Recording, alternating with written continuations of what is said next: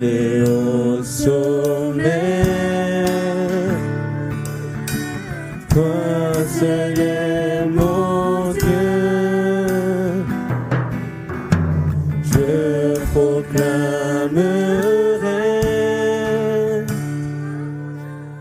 toi seul est ma force, toi seul me restaure mon secours est en toi.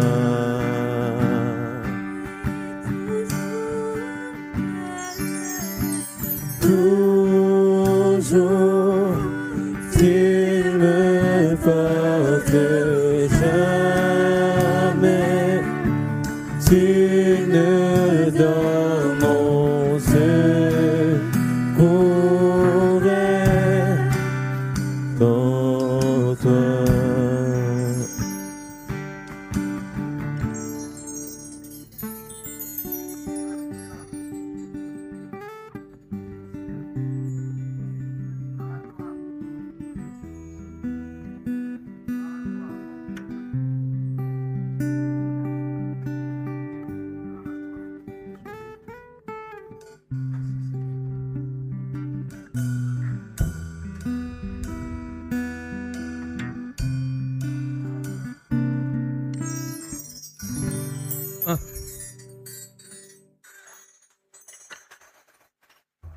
Nous avons un Dieu qui ne sommeille ni ne dort.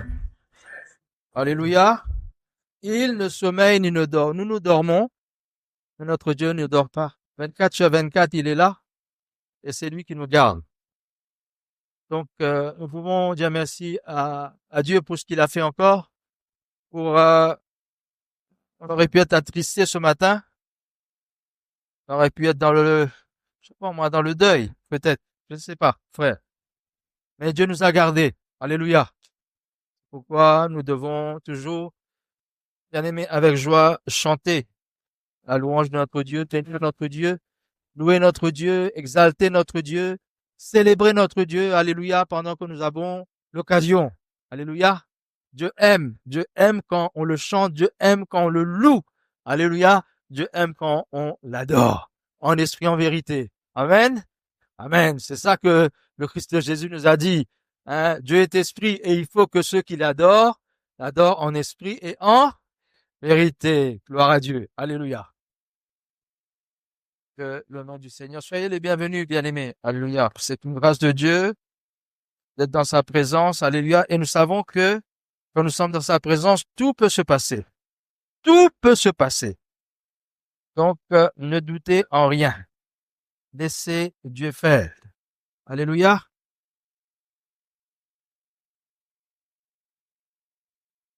Donc, bien-aimés, nous allons partager une petite parole ce matin.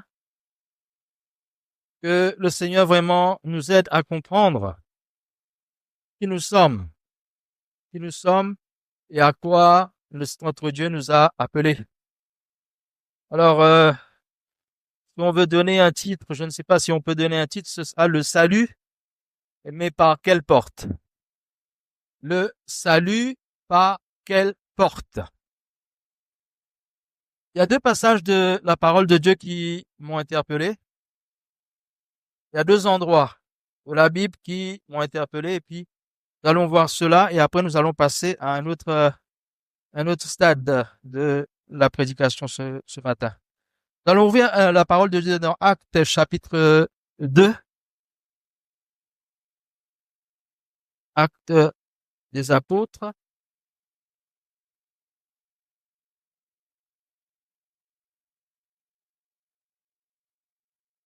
Chapitre 2, versets 41 à 47.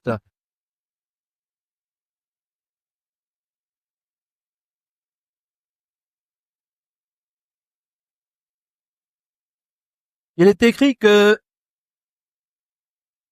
ceux qui acceptèrent sa parole furent baptisés. Et en ce jour-là, le nombre des disciples s'augmenta d'environ 3000 âmes. Ils persévéraient dans l'enseignement des apôtres, dans la communion fraternelle, dans la fraction du pain et dans les prières. La crainte s'emparait de chacun, et il se faisait beaucoup de prodiges et de miracles par les apôtres. Tous ceux qui croyaient étaient dans le même lieu, et ils avaient tout en commun. Ils vendaient leurs propriétés et leurs biens, et ils en partageaient le produit entre tous selon les besoins de chacun.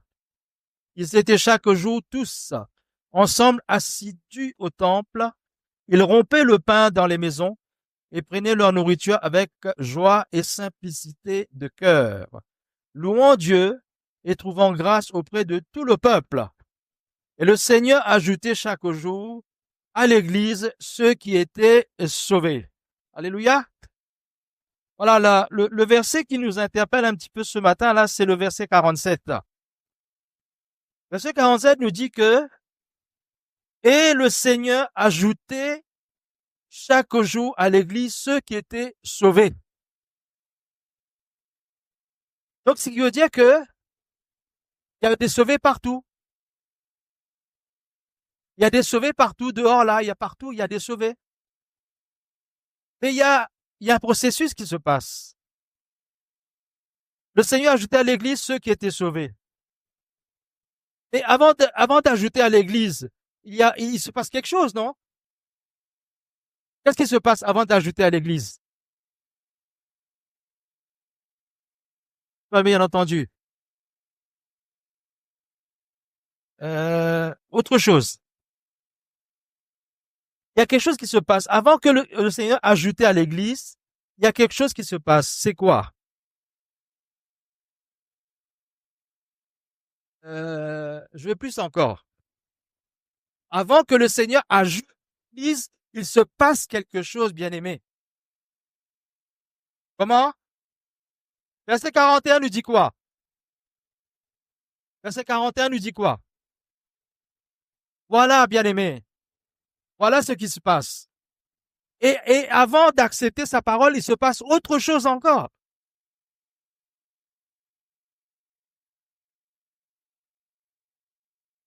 Il se passe quoi avant d'accepter sa parole?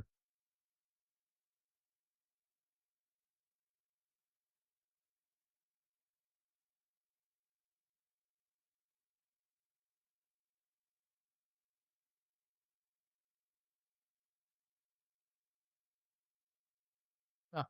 Alors, ceux qui acceptèrent sa parole, mais il faut que tu puisses entendre la parole pour pouvoir l'accepter. Amen. Il faut pouvoir l'entendre, la parole. Si tu n'entends pas la parole, tu peux pas l'accepter. Amen. Il faut qu'il y ait des hommes et des femmes qui parlent de la parole de Dieu. Alléluia. Il faut qu'il y ait les paroles qui sortent pour que les hommes puissent entendre et ceux qui sont sauvés puissent être touchés et Dieu les prend, Dieu les place dans l'église. Alléluia. Amen, bien-aimés. Amen. Mais il faut, avant toute chose, qu'il y ait des hommes et des femmes qui se lèvent pour aller annoncer l'évangile. C'est la base même, bien-aimés. Voyez, pourtant, moi, quand cette parole m'interpelle, je dis, mais Seigneur, mais ces gens-là sont sauvés. Mais ils ne sont pas encore dans l'église. Ils sont sauvés, mais ils sont là. Ils sont dehors. Ils sont par là. Ils sont à gauche. Ils sont à droite. Mais pourquoi? Qu'est-ce qui se passe? Pourquoi ils ne sont pas dans l'église? Pourtant, ils sont sauvés. Mais le processus, c'est qu'il faut qu'ils entendent la parole de Dieu et qu'ils acceptent. Alléluia.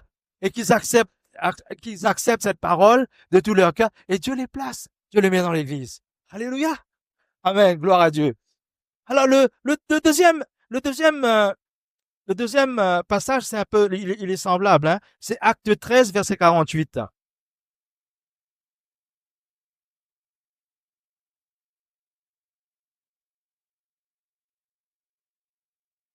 Acte 13,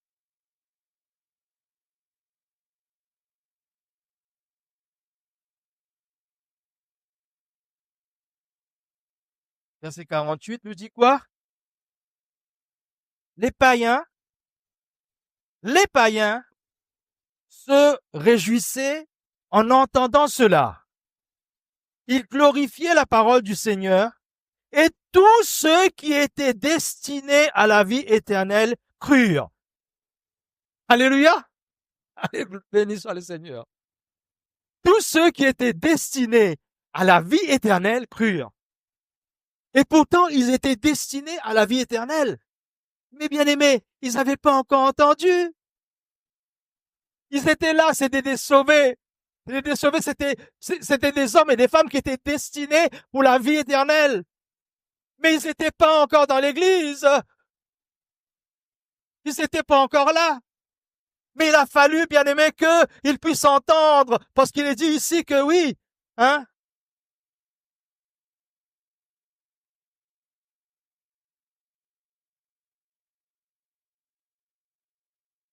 Ils se réjouissaient en entendant cela. Ils se réjouissaient en entendant quoi? En entendant la bonne nouvelle. Alléluia. Ils se réjouissaient en entendant cela. Ils glorifiaient la parole du Seigneur. Et ceux qui étaient destinés à la vie éternelle crurent. Frère, avant de croire, il faut qu'il y ait ce processus d'entendre. Il faut que nous puissions entendre, alléluia, hein. Il est écrit que la foi vient de ce qu'on entend vient de la parole du Seigneur. Amen. Alléluia. Gloire à Dieu.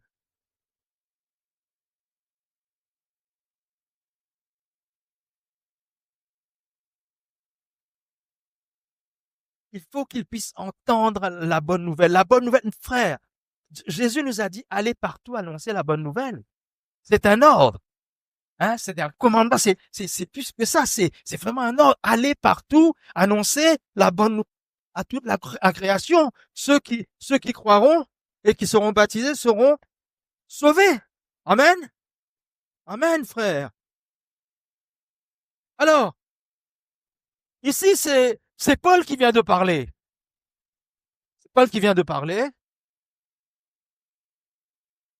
Et voilà, maintenant, on va basculer sur autre chose.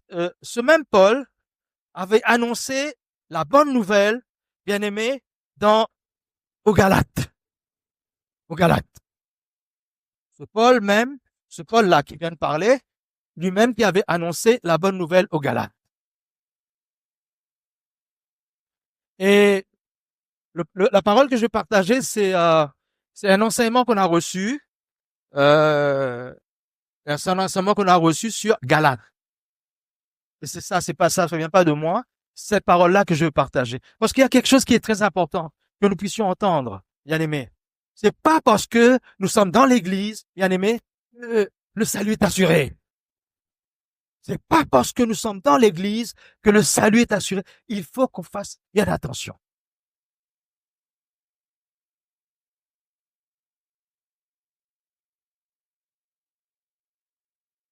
Voyez, et Paul avait mis debout l'église de Galate. Paul avait mis debout Galate. Mais qu'est-ce qui va se passer? C'est que, bien aimé, la croyance, la foi des Galates allait basculer. Leur foi était mise en question. Et Paul, à un moment donné, il va dire que, est-ce qu'ils ont encore la foi? Est-ce qu'ils croient encore? Tellement que la situation avait basculé. Voyez? Alors, pour faire un petit peu le topo, c'est que dans l'église de Galate, il y avait des païens et il y avait aussi des juifs. Des juifs qui s'étaient convertis au christianisme. Voyez? Donc, les païens et les juifs se côtoyaient dans l'église de Galate.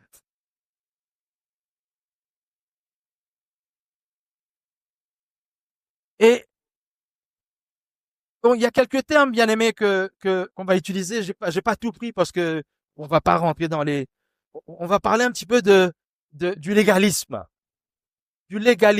judéo-chrétien, hein, chez les Galates. La parole de Dieu nous dit que ces choses ont été écrites pour notre instruction. Amen. Amen. Donc, nous allons parler du légalisme judéo-chrétien. Alors, c'est quoi le légalisme? C'est quoi la définition du légalisme?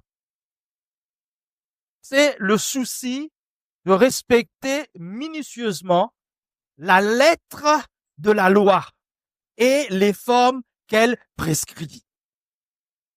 Je répète, le légalisme, la définition, c'est le souci de respecter minutieusement la lettre de la loi et les formes qu'elle prescrit. Proprement dit, la loi de Moïse, la loi que Moïse avait donnée aux Israélites.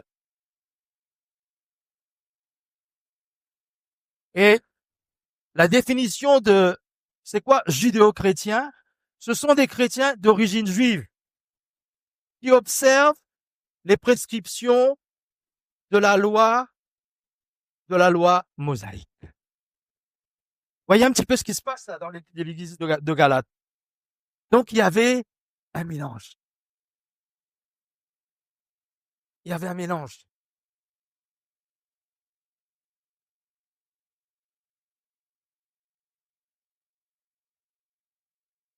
Il mélangeait un petit peu tout, et en partie la religion judaïque.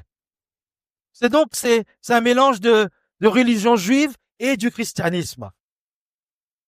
Il y avait un mélange de ça. Ça va, c'est clair? Oui? C'est clair? Non? C'est pas clair? Je répète, il y avait, dans l'église de Galate, il y avait des païens qui étaient convertis au christianisme, et il y avait aussi, dans l'église de Galate, des juifs qui s'étaient donnés au Seigneur, car c'était la parole de Dieu, et qui sont devenus chrétiens. Mais le problème, c'est que les enseignants leur disaient que oui, il faut respecter la loi juive. Ils introduisaient la loi avec le christianisme. Donc il y avait un mélange des deux dans l'église de Galate. Vous comprenez là? Amen? Alors, je pense de mélange, comme ça vous comprenez, on ne va pas rentrer dans judéo, le légalisme et tout. Mais vous devez comprendre ces termes-là parce que c'est très important. Nous serons confrontés à cela, bien aimés. Donc il y avait un mélange des deux. Voyez? Et même, ces enseignants-là disaient que oui, si vous ne respectez pas la loi de Moïse, le salut n'est pas assuré. Ils allaient jusque-là. Et Paul est dans tous ces états. Paul dit qu'il y a péril dans la demeure. Paul est très inquiet et Paul va écrire. Paul va écrire aux Galates. Il y a danger dans la demeure. Bien aimé, la situation est très grave.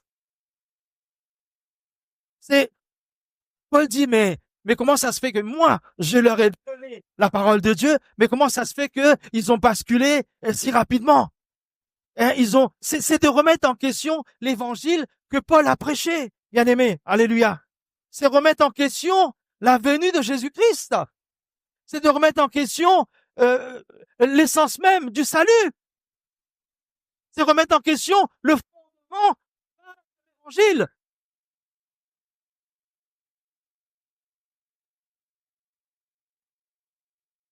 Sommes-nous sous la loi? Sommes-nous sous la loi? Ben alors, bien aimé. Mais ces Galates, on les avait soumis à la loi. On leur avait dit, si vous ne respectez pas la loi de Moïse, si Satan, vous n'aurez pas le salut. Et Paul entend ça, il dit non, là, il y a problème. Il y a problème. Et qu'est-ce que Paul va faire? Bien aimé, la plupart des épîtres que Paul écrit, Paul fait écrire ces épîtres-là par quelqu'un, il dicte, et les gens écrivent. Les gens écrivaient, ils envoyaient les épîtres dans les églises un peu partout, aux Corinthe, à Galates, aux Éphésiens, etc.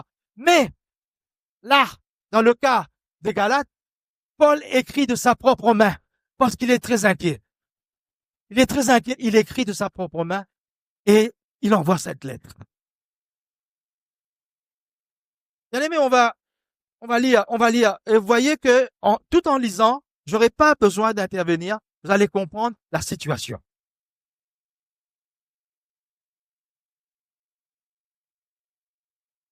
Et encore, ces enseignants juifs qui étaient dans Galate, ils disaient ils faisaient croire, même aux juifs qui s'étaient donnés au christianisme, qu'il fallait se faire circoncire. Il leur disait, il faut vous faire circoncire pour être sauvé. C'est grave. C'est grave, frère. Il remettait la circoncision dans cette affaire du christianisme. Il leur disait, il faut vous faire circoncire. Hein? En fait, au fait, c'est pas tant la circoncision, mais c'est l'état d'esprit. C'est l'état d'esprit où, dans lequel les Galates étaient. C'est l'état des esprits. On peut comprendre le désordre quand il y a eu ces choses-là. Qu'est-ce qui s'est produit dans l'église de Galate? Comment il y a eu certainement de désordre? Comment les gens peuvent se soulever? Peut-être il peut y avoir des divisions dans l'église. Amen. Amen. Frère, bien aimé, je parle de cela ce matin. Nous ne sommes pas épargnés. Nous ne sommes pas épargnés.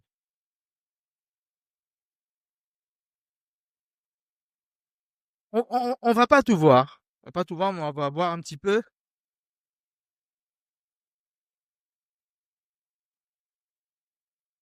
Donc, alors, Paul va intervenir. On va ouvrir, on va aller dans Galates maintenant. Galates chapitre 1er, versets 6 à 9. Écoutez bien ce qui va se passer, frère. Après, je vais vous poser une question. Après, je vais nous poser une question qui est très, très, très, très importante. Rokokoga et Ficol.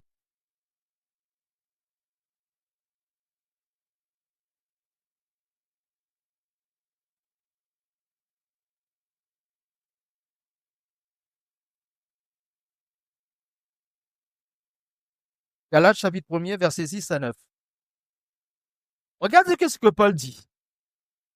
Je m'étonne que vous détourniez si promptement de celui qui vous a appelé par la grâce de Christ. Je m'étonne que vous détourniez si promptement de celui qui vous a appelé par la grâce de Christ pour passer à un autre évangile. Et Paul dit que non, pas qu'il y ait un autre évangile, mais il y a des gens qui vous troublent et qui veulent renverser l'évangile de Christ.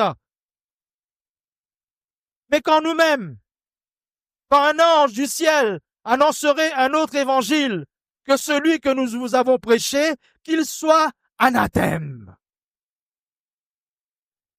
Nous l'avons dit précédemment, et je le répète à cette heure. Si quelqu'un vous annonce un autre évangile que celui qui vous a reçu, qu'il soit anathème. Vous savez que ça veut dire anathème? Qu'il soit maudit.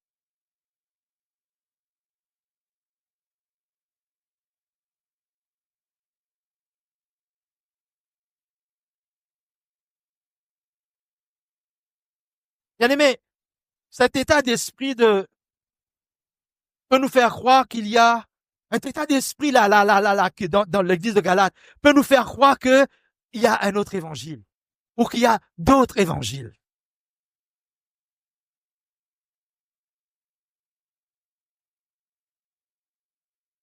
Et, bien aimé, cet état d'esprit reste toujours d'actualité. On va nous faire croire qu'il y a un autre évangile. Vous croyez qu'on est à l'abri, hein? Cet état d'esprit nous fait croire qu'il y a un autre évangile ou il y a d'autres évangiles. Et frère, et ça restera toujours comme ça jusqu'à la fin du monde. Jusqu'à que Jésus revienne, il y aura toujours des gens qui emmèneront des choses pernicieuses dans l'Église. Et nous ne sommes pas épargnés.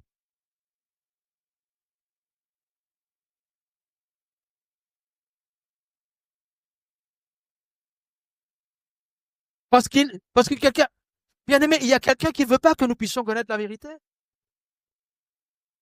Il utilise des personnes pour mélanger, pour altérer, et pour faire croire que. Vous vous souvenez ce que le diable avait dit à Ève dans le jardin d'Éden? Dieu a vraiment dit que, voyez, et on en a parlé la dernière fois. Pourtant, Dieu dit, vous ne toucherez pas, vous ne mangerez pas, parce que le jour où tu mangeras, tu mourras. Et le serpent, il vient et dit que, mais Dieu a vraiment dit que vous ne mangerez pas de tous les arbres du jardin. Voyez, cet adversaire-là, on l'aura toujours. Et il sera toujours là. Il sera toujours là. Faites attention.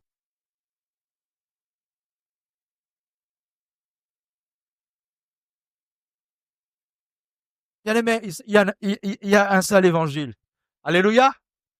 Et c'est celui-ci. Amen. Heureux. Heureux, nous qui avons reçu cet évangile-là, bien aimé. Frères et sœurs, c'est pourquoi nous insistons auprès de vous. Méditez la parole de Dieu. Bien aimés, frères et sœurs, vous les enfants, vous qui grandissez, vous qui avez donné votre vie à Christ, vous qui vous êtes fait passer par les yeux, vous êtes passé par les yeux du baptême. Bien aimés, lisez la parole de Dieu. Méditez la parole de Dieu. Que personne ne vienne vous enlever votre foi. Amen. Que personne. Vous devez méditer la parole de Dieu.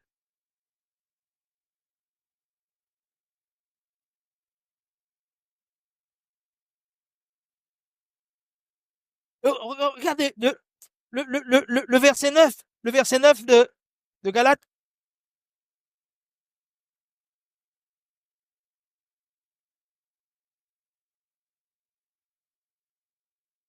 Si quelqu'un vous annonce un autre évangile, qu'il soit anathème, frère. Qu'il soit maudit. Si quelqu'un vient vous annoncer un autre évangile, qu'il soit maudit parmi vous. C'est pourquoi nous nous gardons, bien aimés. C'est pourquoi vous devez, quand nous annonçons la parole de Dieu, quand nous vous donnons un enseignement, notez. Notez, allez vérifier à la maison ce que le frère a dit. Est-ce que c'est vrai? Est-ce que le chrétien de Béret, comme le frère disait, les chrétiens de Béret faisaient? Ils allaient vérifier, ils notaient. Combien d'entre vous a un cahier? Combien d'entre vous a noté ce matin? Combien d'entre vous a son évangile entre les mains? Combien?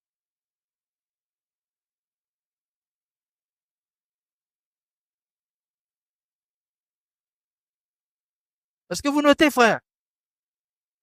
Est-ce que vous notez?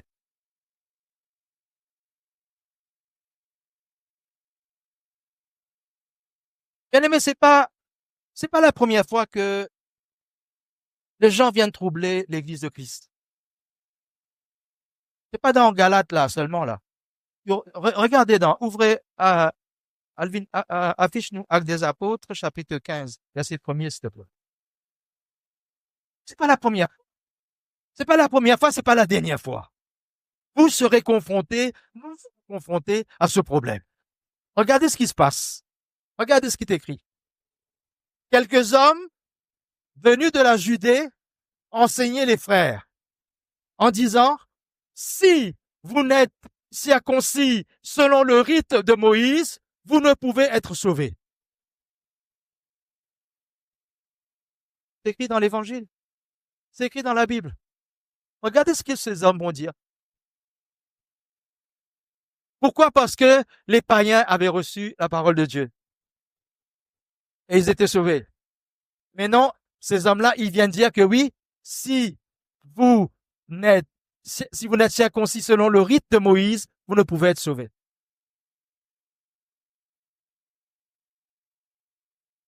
Bien-aimé, Jésus, la circoncision, c'est quoi la vraie circoncision, c'est quoi?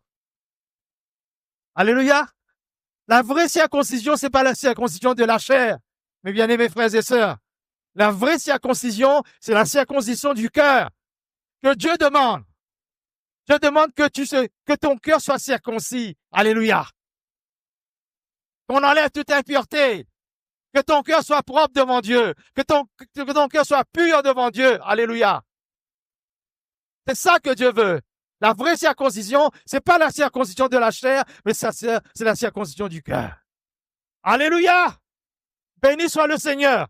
Alléluia. Et regarde, ils disent que non, vous devez vous faire circoncire selon la loi de Moïse. Ah oui, oui, après 8 jours, tout mâle d'entre vous sera circoncis. C'est cette loi que Dieu avait donnée à Abraham. La circoncision avait été donnée à Abraham. Mais bien aimé, cette chose-là, c'était pour nous emmener, bien aimé, à Christ. C'est pour nous emmener à comprendre que oui, bien aimé, c'est plus dans la chair. Non, c'est dans le cœur que Dieu veut que nous soyons circoncis. Alléluia.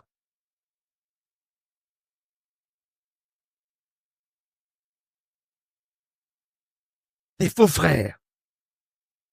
Des faux frères. Et, affiche-moi encore là, acte 20, s'il te plaît. 29-30. Acte 20. Regardez qui c'est qui a parlé de ça, là? C'est Paul qui a parlé, je crois, hein? Regardez ce que Paul dit. Je sais qu'il s'introduira parmi vous après mon départ. Des loups cruels qui n'épargneront pas le troupeau. Et qu'il s'élèvera du milieu de vous des hommes qui enseigneront des choses pernicieuses pour entraîner les disciples après eux.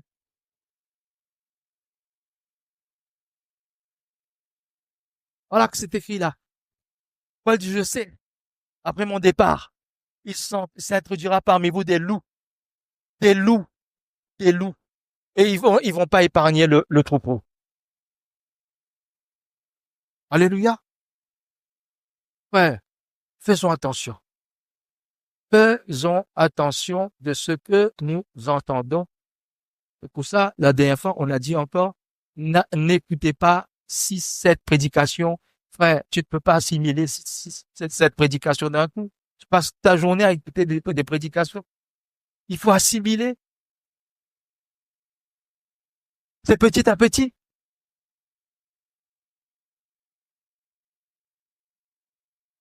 Continuons la lecture dans Galates, bien aimé.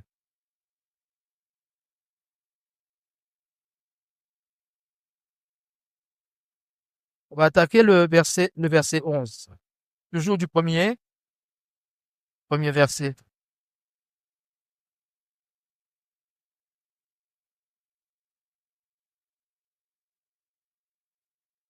Paul dit, je vous déclare, frère, que l'évangile qui a été annoncé par moi n'est pas de l'homme. D'où est venu l'évangile que Paul a annoncé aux hommes? D'où? Regardez ce qu'il va dire. Je vous déclare, frère, que l'évangile qui a été annoncé par moi n'est pas de l'homme. Car je ne l'ai ni reçu ni appris d'un homme, mais par une révélation de Jésus-Christ. Amen. Vous avez su, en effet, quelle était autrefois ma conduite dans le judaïsme, comment je persécutais à outrance et ravageais l'église de Dieu. Et comment j'étais plus avancé dans le judaïsme que beaucoup de ceux de mon âge et de ma nation, étant animé d'un zèle excessif pour les traditions de mes pères. Voyez, Paul n'a pas reçu l'évangile des hommes. Il n'a pas été enseigné par les hommes. C'est Christ qui lui a révélé cela. Vous vous souvenez de ce qui s'est passé? Vous vous souvenez de ce qui s'est passé avec Étienne? Paul était là. Paul était là quand ils ont lapidé Étienne. Et vous vous souvenez ce que Paul faisait? C'est lui qui, il prenait des lettres, il faisait arrêter les chrétiens et il les jetait en prison. C'est ce Paul-là, là. C'est ce Paul-là qui a reçu l'évangile de Christ. Alléluia.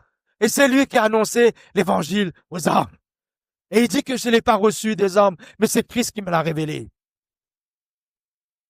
Et il dit en plus, il avait un zèle, frère. Il était pharisien. Il avait un zèle des pharisiens, mais il était animé d'un zèle extraordinaire.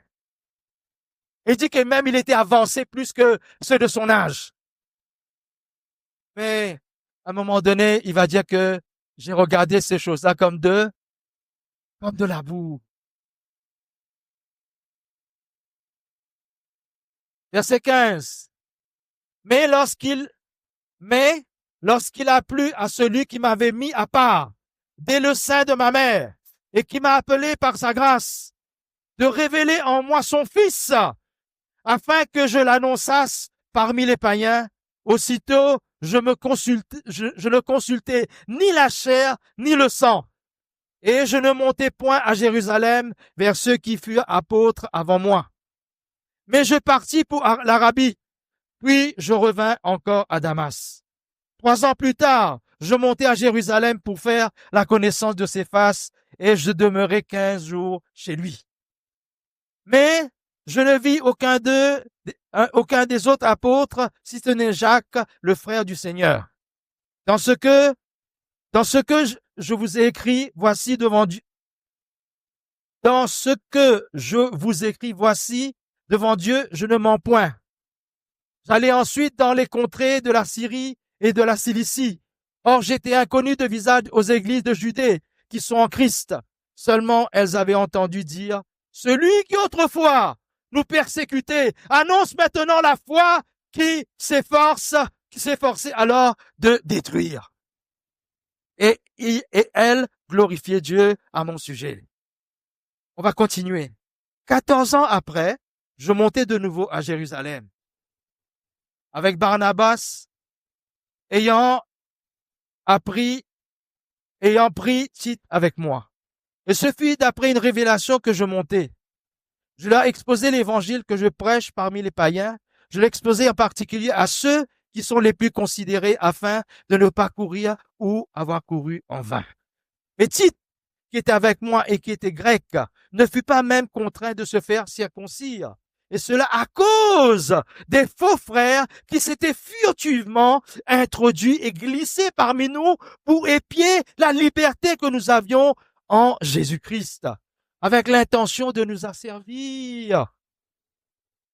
Nous ne leur cédâmes pas un instant et nous résistâmes à leurs exigences, afin que la vérité de l'évangile fût maintenant parmi vous. La vérité de l'évangile fut maintenant parmi vous. Ceux qui sont les plus considérés, quels qu'ils aient été jadis, cela ne m'importe peu. Dieu ne fait point d'acception de personne. Ceux qui sont les plus considérés ne m'imposaient à rien. Au contraire, voyant que l'évangile m'avait été confié, pour les circoncis, comme à Pierre pour les circoncis, m'avait été confié pour les incirconcis, comme à Pierre pour les circoncis. Et celui qui a fait de Pierre l'apôtre des circoncis a fait aussi de moi l'apôtre des païens. Ayant reconnu la grâce qui m'avait été accordée, Jacques, Céphas et Jean, qui sont regardés comme des colonnes, me donnèrent à moi et à Barnabas la main d'association afin que nous allassions vers les païens et eux vers les circoncis. Il nous recommandait seulement de nous souvenir des pauvres et ce que j'ai bien eu soin de faire. Alléluia.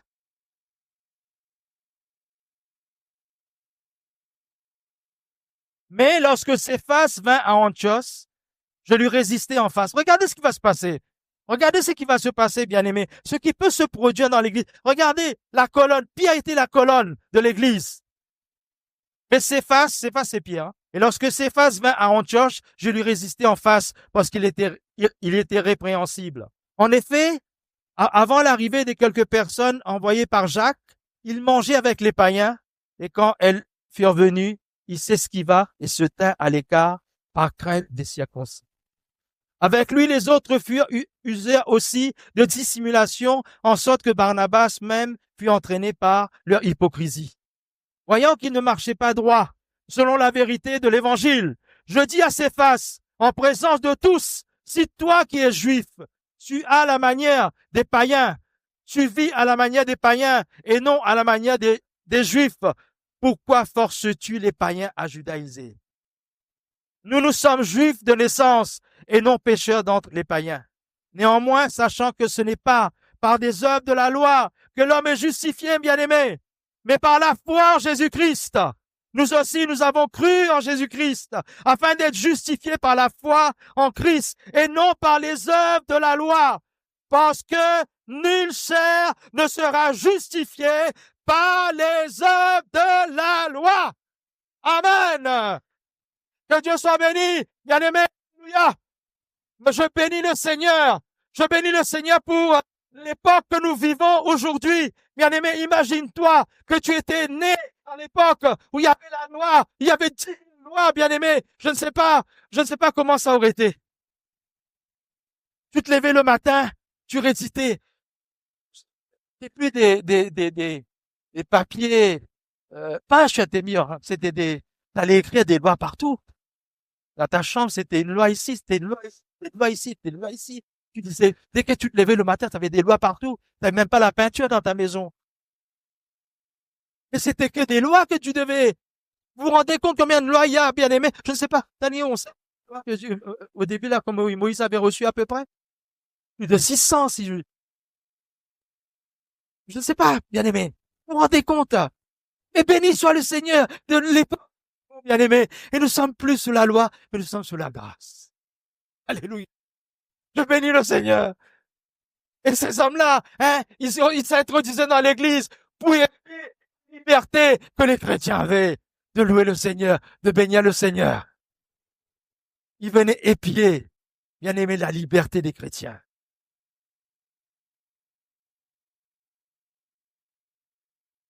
Bien aimé, j'insiste vraiment auprès de vous, frères et sœurs, à méditer la parole. Ça, je le répète une deuxième fois encore. Nous devons méditer la parole. Nous devons, j'insiste auprès de vous, méditer la parole pour que vous ne soyez pas entraînés à tout vent de doctrine. Amen. Amen. Voyez, on peut continuer encore. Regardez, allez, on va continuer encore un petit peu. Je vous ai dit, en lisant, nous allons tous comprendre ce qui se passe ici. Alors, j'étais où là? J'étais au verset 17. Mais, tandis que nous cherchons à être justifiés par Christ, si nous étions aussi nous-mêmes trouvés pécheurs, Christ serait-il un ministre de péché? Un ministre du péché? Loin de là. Car si je rebâtis les choses que j'ai détruites, je me constitue moi-même un transgresseur. C'est Paul qui parle. Car c'est par la loi que je suis mort à la loi, afin de vivre pour Dieu. J'ai été crucifié avec qui? Avec Christ. Alléluia. J'ai été crucifié avec Christ. Et si je vis, ce n'est plus moi qui vis, c'est Christ qui vit en moi. Alléluia. Si je vis maintenant dans la chair, je vis dans la foi au Fils de Dieu qui m'a aimé et qui s'est livré lui-même pour moi, pour toi, pour nous, pour tous. Amen. Je ne rejette pas la grâce de Dieu, car si la justice s'obtient par la loi, Christ donc est mort en vain. Bien-aimé, Christ n'est pas mort en vain. Ouais, alléluia. Il est écrit que Christ est la fin de la loi. Alléluia. Christ est la fin de la loi. Bien-aimé, Christ est la fin de la loi. Et nous avons été justifiés par Jésus-Christ, notre Seigneur et notre Sauveur. Amen. Amen. Alors, qu'est-ce que Paul va faire maintenant? Paul va défendre la doctrine de la justification par la foi et non par la loi.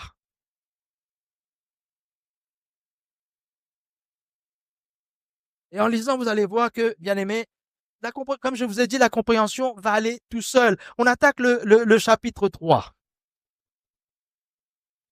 Bien aimé, vous suivez? Ça va, c'est clair? Amen? Est-ce que c'est clair là? Amen?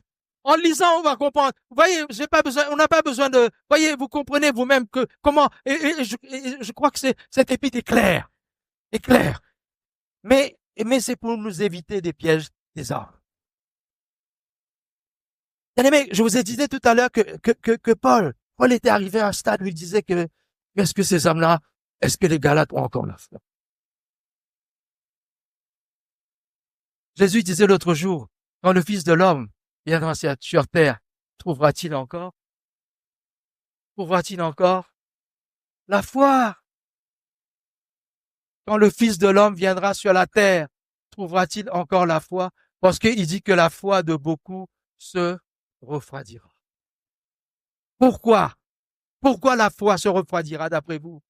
Pourquoi? Vous vous êtes posé la question?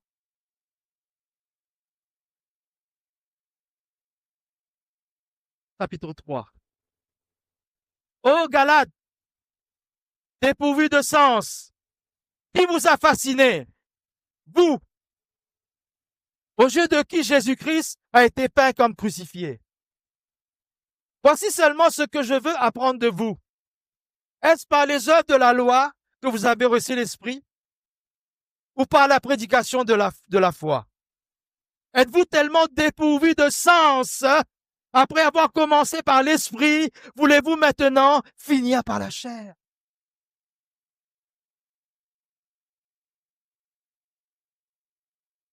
Bien aimé, nous insistons encore auprès de vous que tous puissent recevoir l'Esprit. Est-ce que nous faisons? Est-ce que nous répétons encore que vous devez rechercher le baptême du Saint-Esprit? C'est un cadeau que Dieu a donné et il faut prendre ce cadeau-là. Amen? Amen. Et là, bien aimé, regardez ce que Paul dit. Êtes-vous dépourvu de sens que après avoir commencé par l'esprit, vous voulez finir par la chair? Alors c'est le contraire. Nous avons commencé par la chair, mais nous tendons vers l'Esprit de Dieu. Amen.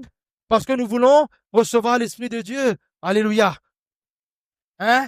Qu'est-ce que Pierre avait dit? Repentez-vous et que chacun de vous soit baptisé au nom de Jésus-Christ pour le pardon de vos péchés et vous recevrez le don du Saint-Esprit, car la promesse est pour vous, pour vos enfants, pour ceux qui sont au loin, en aussi grand nombre que le Seigneur, notre Dieu, les appellera. Amen. Amen.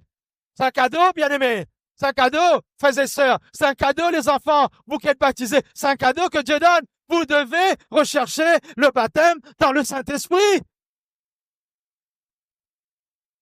Nous devons chercher à être conduits par l'Esprit de Dieu. Les frères, ils ont prié ce matin. Ils étaient là en train de prier, en train de nous dire, Seigneur, envoie ton Esprit, que ton Esprit vienne nous conduire dans toute la vérité, parce que nous ne voulons pas marcher par la chair, mais nous voulons marcher par l'Esprit. Alléluia. Parce que ceux qui marchent par la chair mourront.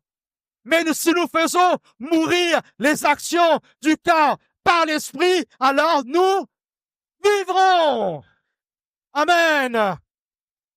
Mais il y a que par le Saint-Esprit que nous pouvons tuer les actions du corps et de notre chair. Que le Saint-Esprit qui peut faire ça, personne d'autre. Amen. C'est pourquoi nous devons chercher à marcher par le Saint-Esprit. Nous devons chercher dans le baptême dans le Saint-Esprit. Nous devons chercher à être conduits par le Saint-Esprit. Alléluia. Alors que quand tu liras la parole de Dieu, même tu n'as pas compris, un C4, l'Esprit va te dire, tu avais lu cela. Et voilà. Alléluia. Et là, tu fais des bons, mon frère. Tu sautes en l'air. Ça m'est arrivé, j'ai dit, heureusement, il y avait le capot de la voiture un jour. Sinon, je sortais de la voiture. Tellement que j'étais content, Dieu m'avait donné une petite révélation. Et c'était pas une seule fois. Amen. Alors, l'Esprit nous ramène la parole de Dieu. Comment nous sommes contents, bien aimés. Mais c'est que l'Esprit de Dieu qui peut faire ça. Et comment pouvons-nous refuser ce cadeau que Dieu nous donne? Ouais. Amen. Cherchons à marcher par l'Esprit. Cherchons le Saint-Esprit. Alors, nous étions où? Verset 4. Avez-vous tant souffert en vain? Si toutefois c'est en vain. Celui qui vous a accordé l'Esprit. Mais qui c'est qui nous a accordé l'Esprit? Il faut que je m'en aille. Alléluia. Il dit, il faut que je m'en aille. Si je ne m'en vais pas, le consolateur ne viendra pas. L'Esprit de vérité que le monde ne peut recevoir. Alléluia. Parce qu'il ne le connaît pas et il ne le voit point. Mais vous, vous le connaissez. Vous le connaissez. Il sera avec vous et il sera. Alléluia. Voyez, bien aimé, il y a la différence entre, mais vous, vous le connaissez. Parce que il sera avec vous. Avec vous, là, il est là. Mais il sera aussi en vous. En vous.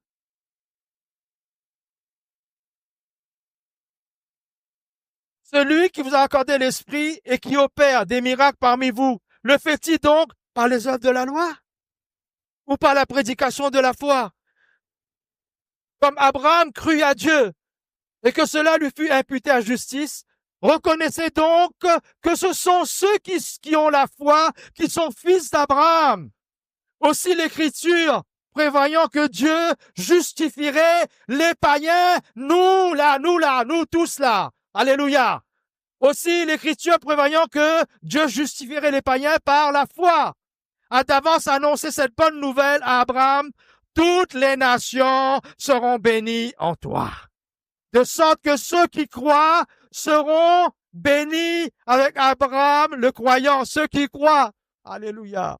Ceux qui croient. Nous, frères. Car tous ceux qui s'attachent aux œuvres de la loi sont sous la malédiction. On va nous remettre sous la loi. Mais regardez, il dit que, car tous ceux qui s'attachent aux œuvres de la loi sont sous la malédiction. Car il est écrit, maudit est quiconque n'observe pas tout ce qui est écrit dans le livre de la loi et ne les met pas en pratique. Bien-aimés, nous ne pouvons pas, c'est impossible de chez impossible, c'est ce que la Bible nous déclare, c'est ce que Paul dit, impossible de chez impossible que quelqu'un puisse mettre en pratique toute la loi. Tu mets 99, tu n'en respectes pas une, les autres sont caduques. Verset 11. Et que nul ne soit justifié devant Dieu par la loi. Cela est évident, puisqu'il est écrit, le juste vivra par la foi. Alléluia. Regarde toutes les bonnes paroles qu'il y a dans cette épître, bien-aimé. Or, la loi ne précède pas de la foi, mais elle dit, celui qui mettra ces choses en pratique vivra par elle. Christ nous a rachetés de la malédiction de la loi, étant devenu malédiction pour nous, car il est écrit, maudit est quiconque est pendu au bois. Jésus s'est fait malédiction pour toi, pour lui, pour elle, pour moi, pour nous tous. Christ s'est fait malédiction pour toi, mon bien-aimé frère, pour que aujourd'hui tu sois enfant de Dieu. Christ s'est fait malédiction pour toi, afin que la bénédiction d'Abraham eût pour les païens son accomplissement en Jésus-Christ, et que nous réussissions par la foi l'Esprit qui avait été promis. Frère, je parle à la manière des hommes. Une disposition en bonne forme, bien que faite par un homme, n'est annulée n'est annulée par personne et personne n'y ajoute. Or, les promesses qui ont été faites à Abraham et à sa postérité, il n'est pas dit et aux postérités, comme s'il s'agissait de plusieurs, mais en tant qu'il s'agit d'une seule et à la postérité, c'est-à-dire à Christ. Voici ce que j'entends.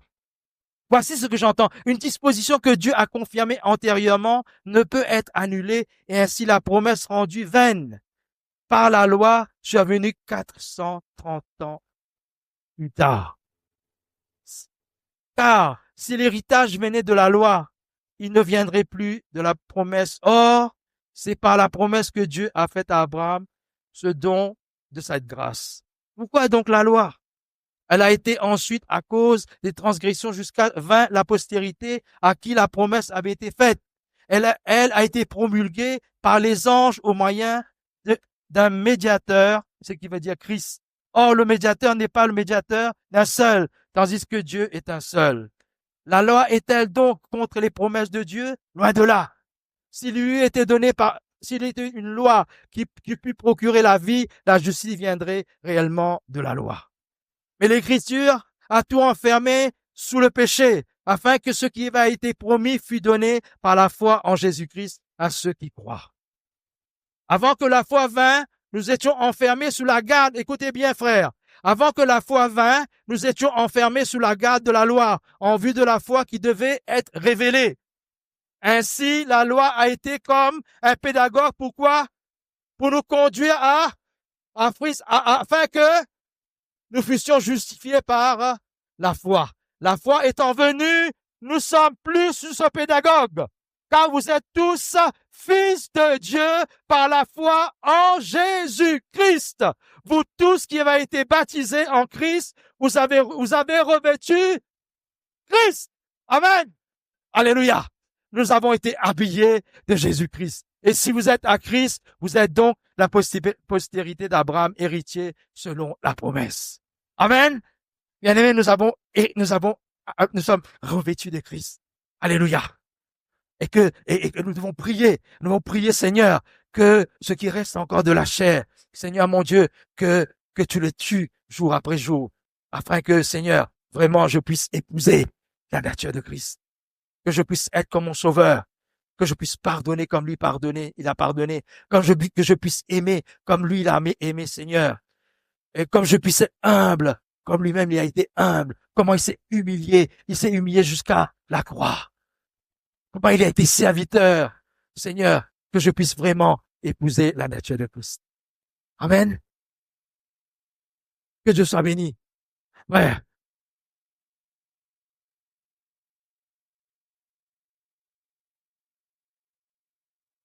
Donc, frère, je vous inviterai à continuer à la maison. D'accord? Vous continuez à la maison à méditer cette parole. Allez jusqu'au bout parce que c'est très très important et c'est extraordinaire comment les choses sont faites. Voyez, maintenant j'ai une question à vous poser, frère. Vous avez dit qu'à la fin je vous poserai une question.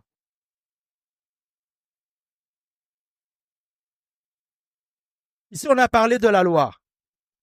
On a parlé de la circoncision, ce qui ne nous concerne pas. N'est-ce pas? Amen? Amen, ça ne nous concerne pas. Mais, bien aimé, qu'est-ce qui pourrait...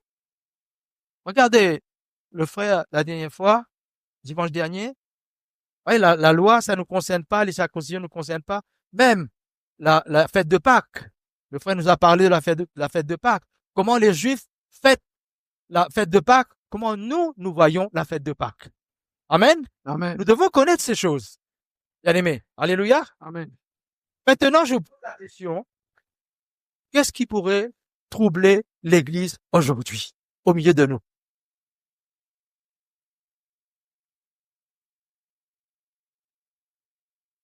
Nous n'avons pas la circoncision, nous n'avons pas la foi, nous n'avons pas la loi.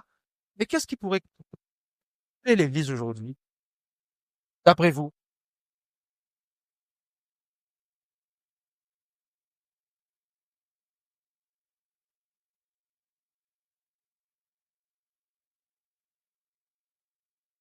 Oui, ici, dans ce que nous avons vu là, ici, on voit des hommes et des femmes qui ont bien commencé dans la grâce, bien aimés, et qui ont vite dévié. Ils ont bien commencé dans la grâce, comme nous avons bien commencé, mais ils ont dévié. Ils ont dévié, influencés par des fausses idéologies, bien aimés, des fausses doctrines, hein? Et d'avoir le risque de tout perdre.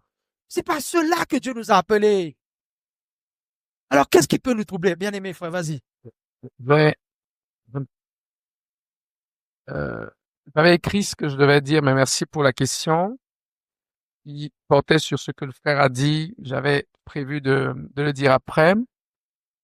Et merci pour cet enseignement clair sur les Galates. Mais la question que je me suis posée sur ce papier quand j'écrivais, c'était aujourd'hui, qu'est-ce qui peut représenter la loi?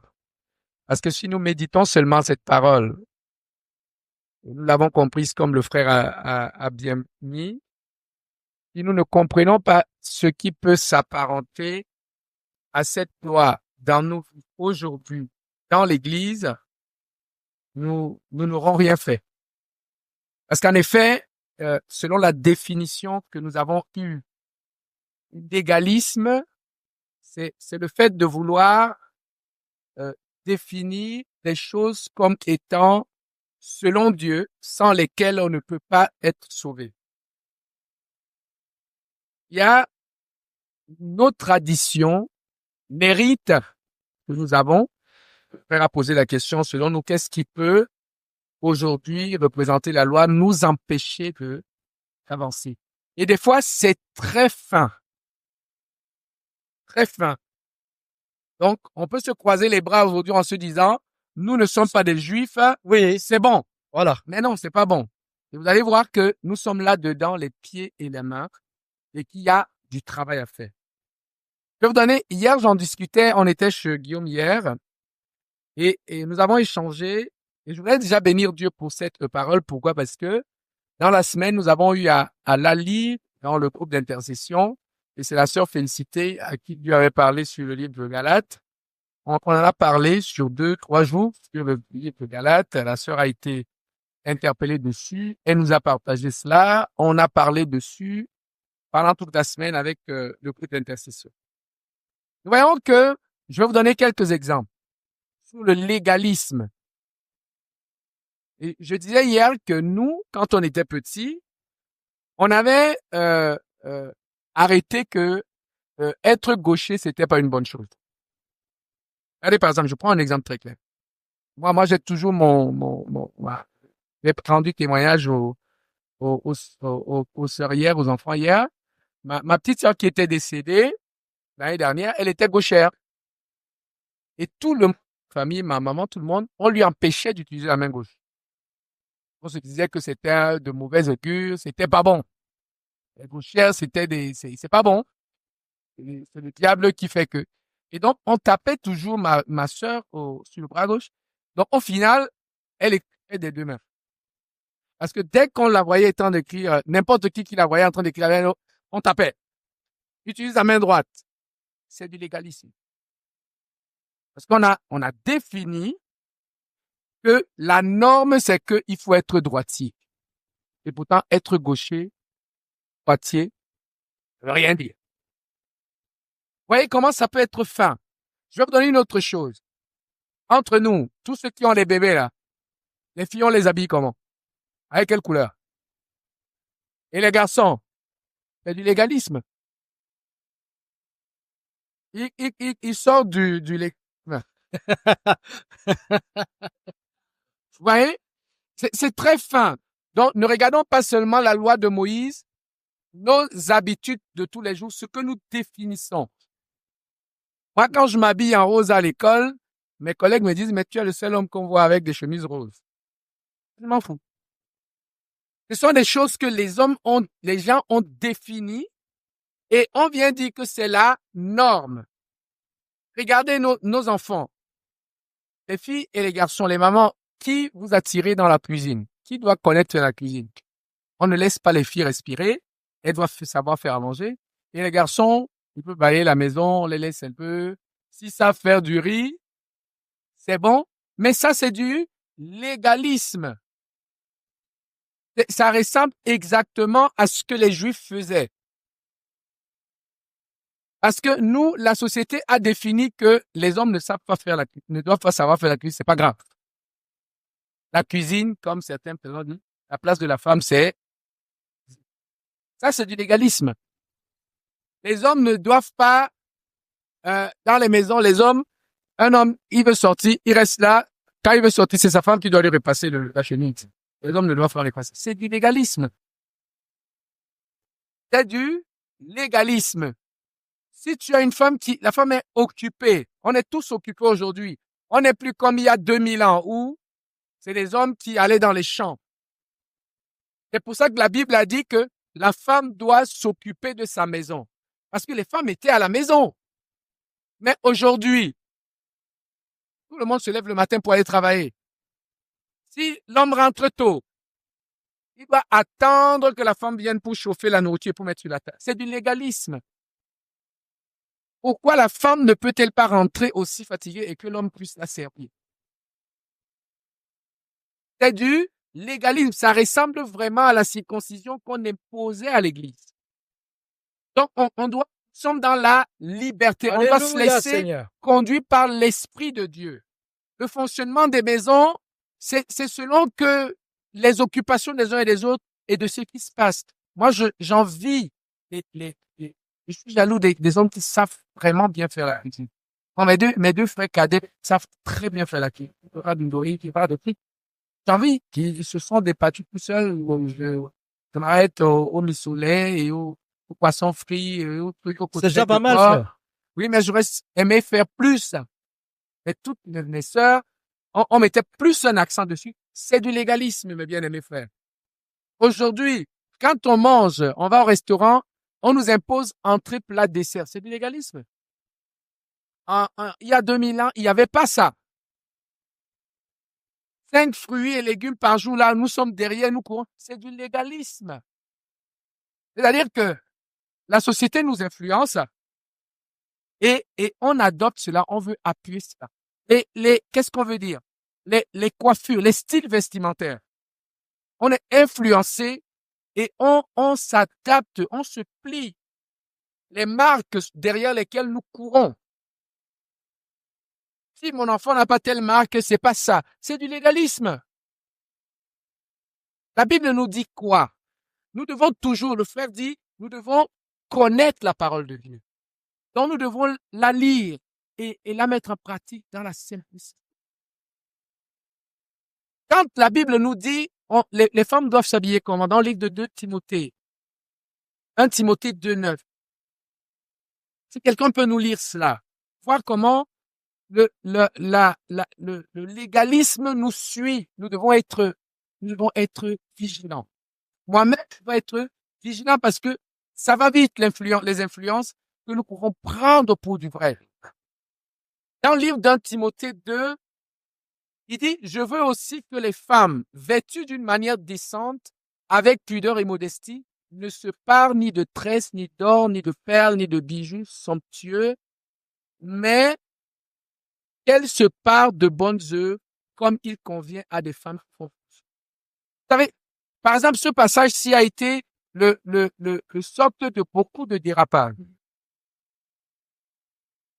Il y a des églises qui sont des églises chrétiennes et des pasteurs qui disent que les femmes ne doivent pas se faire des tresses. C'est pas ce que ce passage.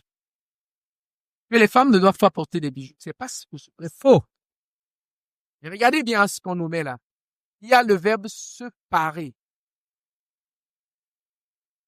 Quand on se pare, c'est que on met quelque chose pour être. C'est ça se parer.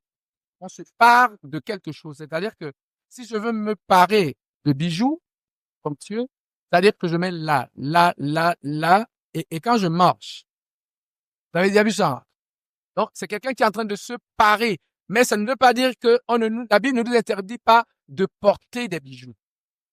Je peux porter mon bijou. Je porte mon bijou, je porte ma chaîne, je porte ceci. Là, j'ai ma chaîne qui est à l'intérieur, qu'on ne voit pas, même si on la voit, mais je suis pas là tout le temps en train oui, je fais l'appareil là, quelqu'un qui est en train de se parer. Donc, vous voyez que la compréhension de la Bible, elle est importante, comme le frère nous disait. Mais par exemple, il y a des églises où les femmes n'ont pas à faire des tresses. Mais c'est faux. Mais si je veux créer des tresses tous les mois, je crée une nouvelle coupe pour faire voir tout le monde. Je tourne ça comme ça, je tourne ça comme ça. Et donc, quand je marche, on dit, ah là, voilà qui arrive. Je suis en train de me parer. Donc, et on peut rentrer facilement là-dedans. Même dans l'église de Dieu, les ceintures. Dans l'église, c'est que si c'est pas Dolce Gabbana, si c'est pas machin, on est tous là comme ça dans l'église. Dans l'église de Dieu, c'est du légalisme. C'est du légalisme. Donc, je ne dis pas qu'on peut pas porter ça, mais quand on le fait pour montrer que moi aussi je suis là-dedans, ou des marques de chemise, ou de ceci, je dis pas qu'on peut pas porter quelque chose de marque. Mais quand on le fait pour rentrer dans la norme, on fait comme les Juifs. C'est du légalisme. On définit ce qui est légal. Même nous qui sommes pasteurs, nous devons faire attention qui sont là. Parce que même le déroulement du culte peut être rentré dans le légalisme. Que toujours, il faut commencer par la louange. Après, on va prêcher. Et après, on fait les alertes. Ça peut être, c'est du légalisme. Donc, on doit être prêt à dire que des fois, comme quelquefois ça peut nous arriver, l'esprit peut décider de conduire comme il veut. Et qu'on ne doit pas être là à tirer le bateau pour dire que non, il doit marcher comme ça parce qu'on fait toujours comme ça pour faire comme ça. C'est du légalisme. Les habits somptueux. Même nous qui sommes enseignants à l'école, on a fait un séminaire dessus.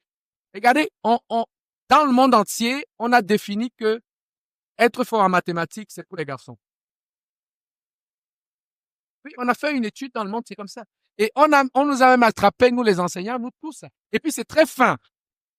Quand on fait les exercices de mathématiques, on en voit la plupart du temps que les garçons au tableau. Et les filles, on les appelle pour lire l'exercice.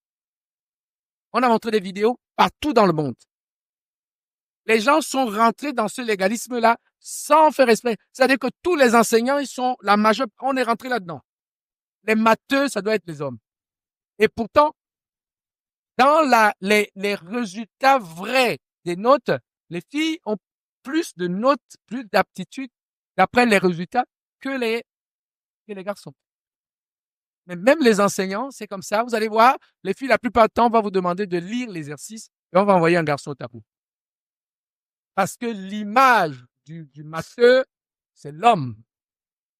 Mais comme les métiers, c'est un métier, l'ingénieur, c'est l'homme, le mécanicien, ça doit être l'homme, n'est-ce pas?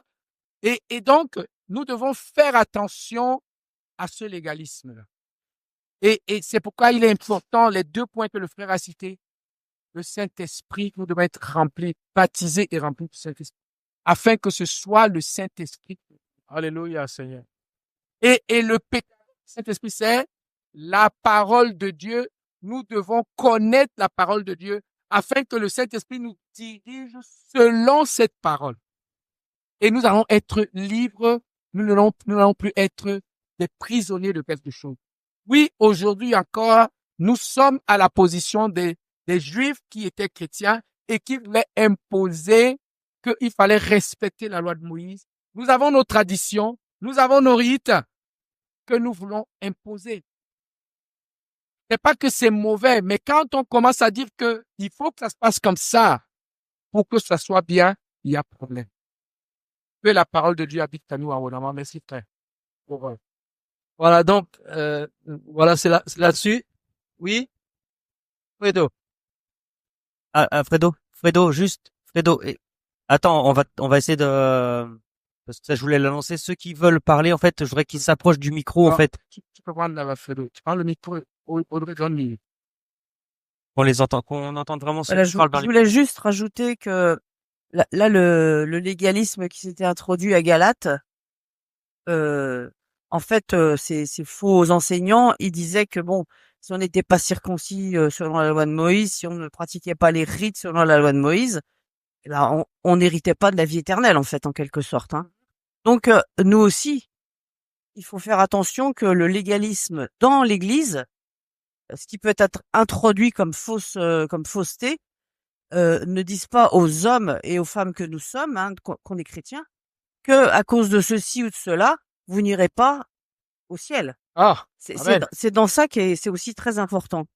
Parce que bon, dans la vie de tous les jours, le légalisme, bon ça bon, ça peut nous faire prisonniers, mais dans l'église, ça peut nous rendre prisonniers dans le sens où on va se dire, ah ben mince, si moi je fais pas ceci, si je fais pas cela, parce que on me l'impose, eh ben j'irai pas au ciel. Et ça, je pense que c'est là le légalisme dans l'église qui est le plus important. Amen. Amen. Amen. Gloire à Dieu. Voilà c'est là-dessus que je voulais venir, frère. J'atterrissais là-dessus sur la tradition. Sur la tradition. Pour ça, j'ai posé la question. Qu'est-ce qui peut troubler l'église aujourd'hui? Bien aimé, ce que nous ont amené à l'église. Moi, je suis Camerounais. J'apporte ma petite subtile tradition dans l'église. Moi, je suis mauricien. J'apporte ma petite touche de Maurice, là, tu vois. Moi, je suis français. Moi, je suis, mais, frère, c'est subtil. C'est subtil. Mais ce que le frère a dit là, s'il prêche ça au Congo, il va se faire lapider, hein. C'est des femmes, il y a que les hommes qui vont,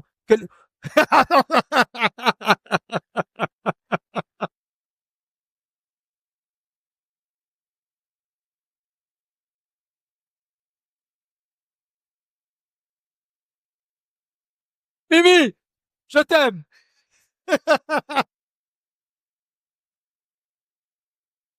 Non, non, non, non, non, non, non, non.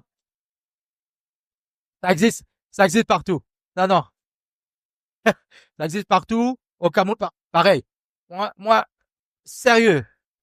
J'ai vu ça partout. Je sais pas parce que j'ai beaucoup d'amis. Beaucoup d'amis. Moi, j'ai un ami. Il me dit, mais je rentre jamais dans la cuisine, moi. Il dit, mais quand ta femme n'est pas là, comment tu fais?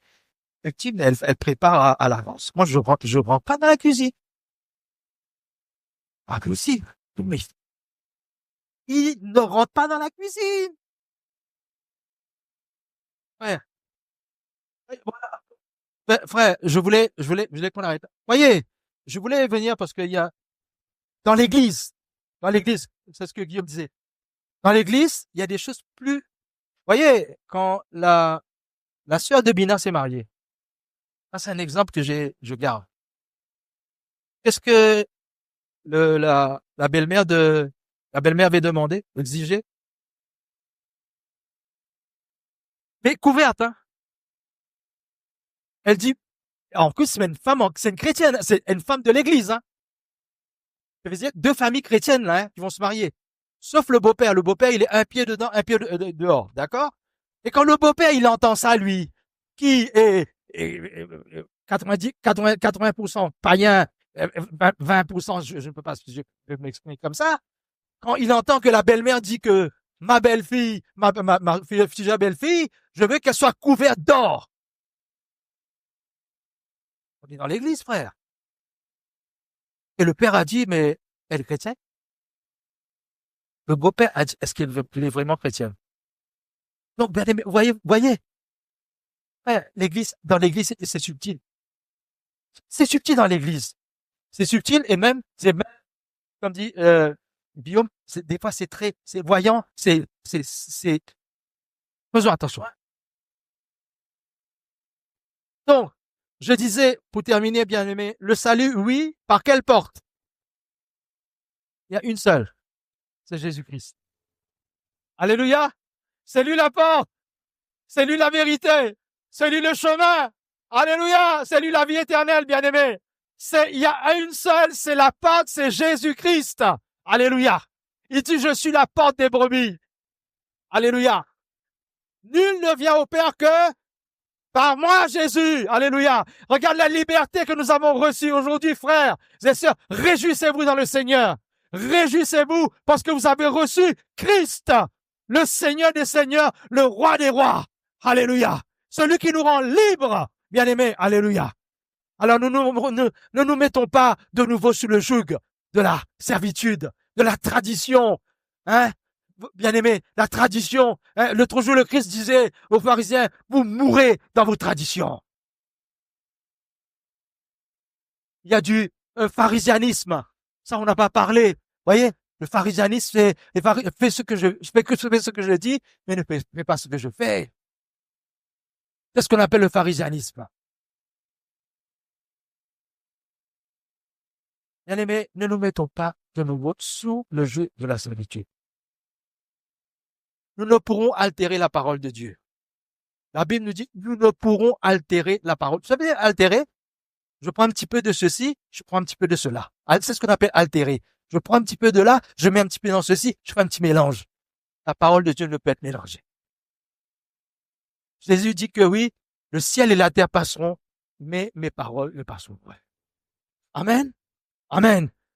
Que personne que personne note un iota et que personne n'en déduise un iota. Amen. Amen. Que le Seigneur soit béni. Bien-aimés, nous allons nous mettre debout pour le repas du Seigneur. Gloire à Dieu. Seigneur, je te bénis pour ta grâce. Père mon Dieu, tu vois cette petite parole, Père éternel, mon Dieu, que j'avais même pas, Seigneur. Et tu as mis ça dans mon cœur, Père éternel. Alléluia. Mon serviteur m'a appelé hier pour me dire, Manitou, qu'est-ce que tu fais? J'ai dit, frère, je vais prendre la parole. Par quoi, comment faire, Seigneur? Mais j'ai prié, j'ai compté dans ta grâce, Seigneur.